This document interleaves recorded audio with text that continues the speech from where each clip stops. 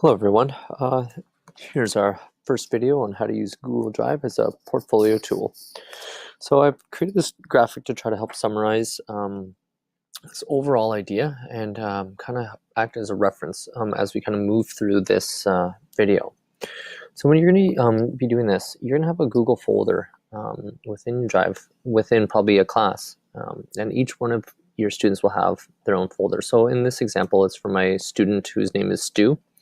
Last name Dent. I insert humor and laughter there. Within Stu's folder, he's going to have two subfolders, and I'll kind of go through this visually. There's going to be a shared student Google folder.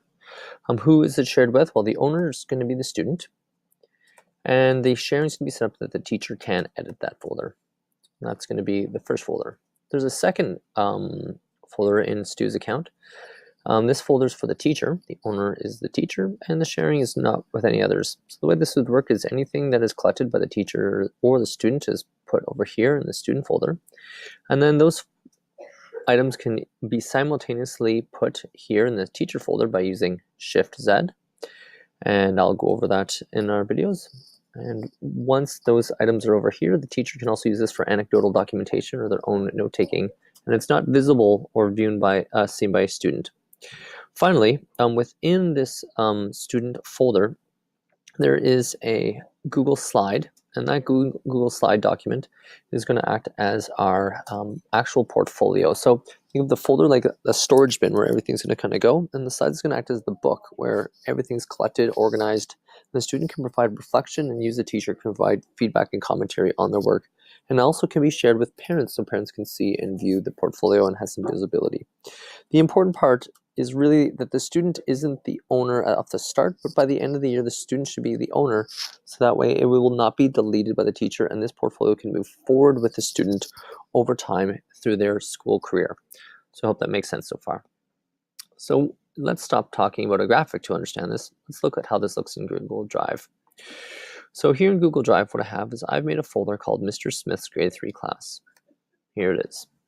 So in my grade 3 class, I can go into my grade 3 class, and I've got a folder for each one of my students. I know I have a humongous class of 3 students, but you'd have a folder for each one of your students. So within Ada's folder, look in here, and she has 2 folders. This folder, which is going to be shared between me and Ada, and a second folder is just my folder, and I would put information there myself as a teacher. This is from my own anecdotal observation for perhaps reporting period time, or to help me inform learning skills or different curriculum expectations as well. Perhaps I might need that for parent conferences or conversations with a cert or a principal as well. Over here is the shared folder. So this folder here, when I would set it up, is I'd set it up. I'm going to share with a hypothetical student because Ada is actually not a student in our system. But let's say I use somebody else who is a person within our system, and I'll show you how to transfer that ownership. So I will use my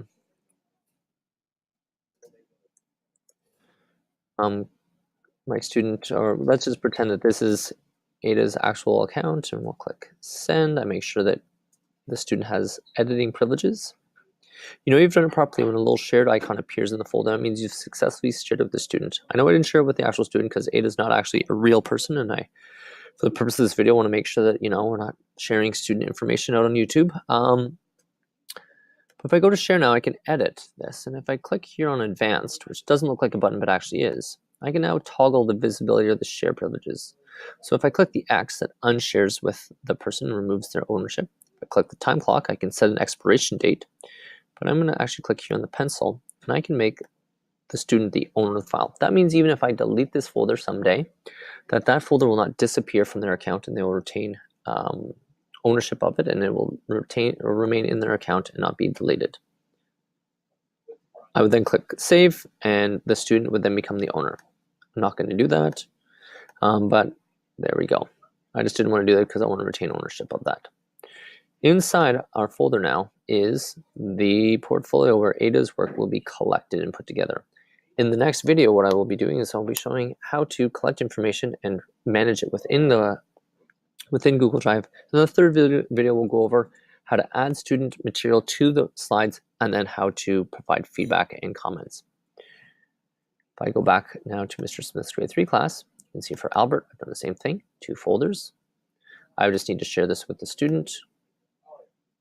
And inside there, it's Albert's portfolio where Albert would do work, and Albert's comments and reflections would be stored.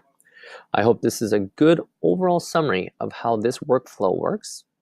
In the next video, I'm going to show you how to add material to each of these folders and manage material between the folders using Shift-Z. Take care and goodbye.